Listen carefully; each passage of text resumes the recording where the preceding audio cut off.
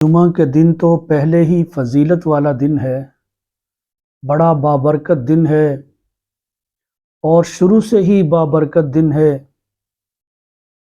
جمعے کے دن جس کو رسول اللہ صلی اللہ علیہ وسلم نے دنوں کا سردار فرمایا، یہ اتنا افضل اور اتنا بڑا دن ہے۔ رسول اللہ صلی اللہ علیہ وسلم کے ارشادات کی روشنی میں اگر اس کو دیکھا جائے تو اس کو بڑی فضیلت حاصل ہے، اور خاص طور پہ پھر جمعہ کا دن، رمضان کا جمعہ، جو جمعہ شریف رمضان المبارک میں آ جاتا ہے، اس کی افضلیت کے تو کیا کہنے، اس کا رتبہ اور اس کا مقام اور بلند ہو جاتا ہے۔ تو اس لیے میرے محترم دوستو، ہمیں چاہیے کہ ہم اس دن میں خاص عبادات کا اہتمام کریں، ذوق اور شوق کے ساتھ اس دن عبادت کریں، جتنی زیادہ ہو سکتی ہے اتنی زیادہ عبادت کریں۔ اللہ کے پیغمبر صلی اللہ علیہ وسلم نے اس دن کے بارے میں اور اس دن کی تیاری کے بارے میں اور اس دن کی افضلیت بیان کرتے ہوئے کہ جمعے کی نماز میں آنا، کچھ ارشادات حضور علیہ السلام کے، اللہ کے پاک پیغمبر صلی اللہ علیہ وسلم نے ارشاد فرمایا کہ جو شخص جمعہ کے دن جنابت کے غسل کی طرح، یعنی اہتمام کے ساتھ غسل کرتا ہے، پھر پہلی فرصت میں مسجد جاتا ہے۔ افضلیت بتلا رہے ہیں حضور علیہ السلام کہ پہلی فرصت میں اس کی کوشش یہ ہوتی ہے کہ میں سب سے پہلے مسجد جاؤں، چنانچہ وہ سب سے پہلے پہلی فرصت میں مسجد جاتا ہے، تو اس نے اس طرح ثواب حاصل کیا جیسے کہ اللہ کی خوشنودی حاصل کرنے کے لیے اس نے اونٹنی اللہ کے راستے میں قربان کی۔ اور جو شخص دوسری فرصت میں جاتا ہے، گویا اس نے اللہ کی خوشنودی حاصل کرنے کے لیے گائے اللہ کے راستے میں قربان کی، اس کو اس کی مقدار ثواب ملے گا۔ اور جو شخص تیسری فرصت میں مسجد جاتا ہے، گویا اس نے مینڈا اللہ کے راستے میں قربان کیا، یعنی اس کو مینڈا کی قربانی کے برابر اللہ رب العزت کی طرف سے ثواب دیا جائے گا۔ جو شخص چوتھی فرصت میں مسجد میں جاتا ہے، اس کو ثواب اس طرح ملے گا گویا کہ اس نے مرغی اللہ کے راستے میں قربان کی، صدقہ کی۔ اور جو شخص پانچویں فرصت میں تیار ہو کر مسجد میں جاتا ہے، گویا اس نے انڈے سے اللہ رب العزت کی خوشنودی حاصل کی، یعنی کہ انڈا اللہ رب العزت کے راستے میں صدقہ کیا، اس کو اس کے مقدار ثواب ملے گا۔ پھر فرمایا کہ جب امام خطبہ کے لیے نکل آتا ہے تو فرشتے اپنے رجسٹر بند کر دیتے ہیں اور خطبہ میں شریک ہو جاتی ہیں، خطبہ میں شریک ہو کر خطبہ سننے لگ جاتی ہیں۔ تو اس حدیث سے ہمیں یہ پتہ چلا کہ جمعے کے دن خاص اہتمام کر کے مسجد میں جانا چاہیے، اور کوشش ہونا چاہیے کہ پہلی فرصت میں مسجد میں جائیں، اگر نہ جا سکیں تو دوسری فرصت میں جائیں۔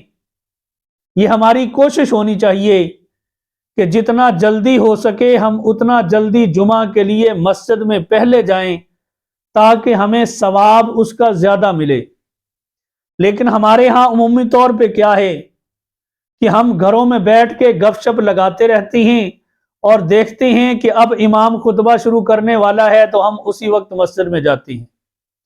یعنی ہم دنیا میں اتنے پھنس گئے ہیں، ہمارا دل اور دماغ دنیا کے اندر اتنا رس بس چکا ہے، ہم نے اپنے نفس کو دنیا کے اندر اتنا مگن کر دیا ہے، اتنا کھپا دیا ہے کہ اب ہمیں یہ ثواب بھی کوئی ہمت نہیں دیتے۔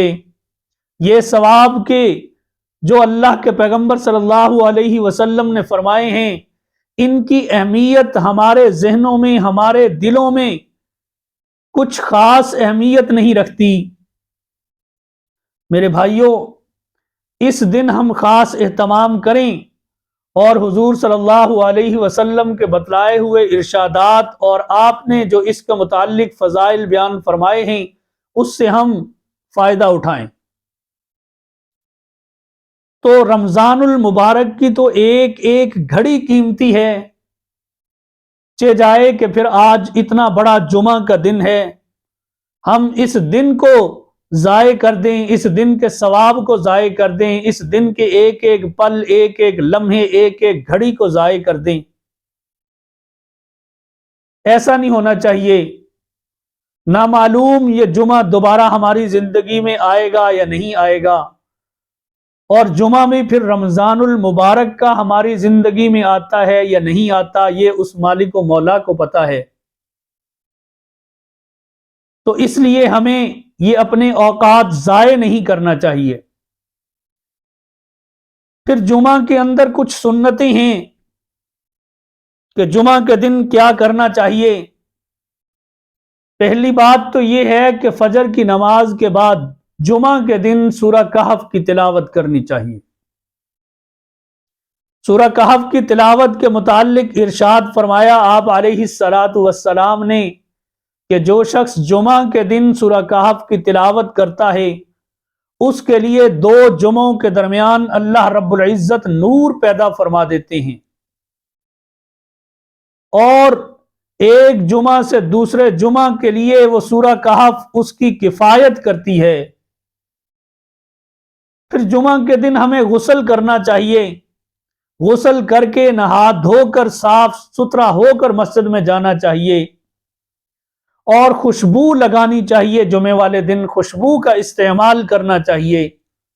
لیکن یہ بات یاد رکھیں کہ خوشبو بھی ایک مقدار میں ہے، ہم میں سے بعض پھر ایسے ماشاءاللہ خوشبو لگاتی ہیں کہ دوسرے کا پاس بیٹھنا مشکل ہو جاتا ہے۔ تو خوشبو بھی ایک طریقے کے ساتھ استعمال کرنی چاہیے۔ پھر فرمایا کہ جمعے کے لیے جب آپ نے جانا ہے تو اس کے لیے صاف ستھرے کپڑوں کا اہتمام کرنا چاہیے۔ ضروری نہیں ہے کہ نئے کپڑے ہوں، کپڑے چاہے پرانے ہوں لیکن وہ صاف ستھرے اجلے کپڑے پہننے چاہیے۔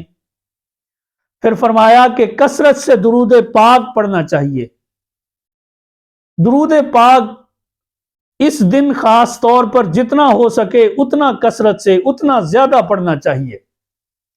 آپ علیہ الصلوۃ والسلام نے فرمایا کہ تم جہاں کہیں بھی درود پڑھتے ہو وہ مجھ تک پہنچایا جاتا ہے۔ تو درود پاک جمعہ کے دن اس کا ورد کثرت سے کرنا، زیادہ کرنا، یہ ہمارے لیے باعث نجات ہے۔ پھر مسواک کرنی چاہیے، کیونکہ مسواک کرنے سے روزہ نہیں ٹوٹتا، اور جو نماز مسواک کر کے پڑھی جائے اس کا ثواب اور بڑھ جاتا ہے۔ ایک تو عام دنوں سے رمضان المبارک میں نمازوں کا ثواب بڑھ گیا، اوپر سے پھر جو مسواک کے ساتھ نماز پڑھی اس کا ثواب اور زیادہ بڑھ گیا۔ پھر کیا ہے کہ خاموشی کے ساتھ خطبہ سننا چاہیے، اور آج جمعے کے دن دعاؤں کا خصوصی اہتمام کرنا چاہیے، اللہ رب العزت سے خاص طور پر مانگنا چاہیے۔ ویسے تو عام دنوں میں بھی اللہ سے دعائیں مانگنی چاہیے، جمعہ کے دن مانگنی چاہیے، لیکن یہ جو رمضان المبارک کی خاص گھڑیاں ہیں ان میں اللہ رب العزت سے زیادہ دعائیں مانگیں، جہنم سے پناہ مانگیں، جنت کا سوال کریں، اور پھر صدقہ کرنا چاہیے۔ اس دن زیادہ سے زیادہ صدقہ کرنا چاہیے، کیونکہ صدقہ فرمایا کہ الصدقہ رد البلاء، صدقہ مصیبتوں کو ٹال دیتا ہے، اور صدقہ کرنے سے انسان ایسے بہت سے غموں سے، ایسی مصیبتوں سے بچ جاتا ہے کہ جو اس کے اوپر نازل ہونے والی ہوتی ہیں، لیکن وہ صدقہ دیتا ہے تو اس سے وہ مصائب ٹل جاتی ہیں۔ اور صدقہ ایسی چیز ہے کہ کل قیامت کے دن انسان اس کے سائے میں ہوگا۔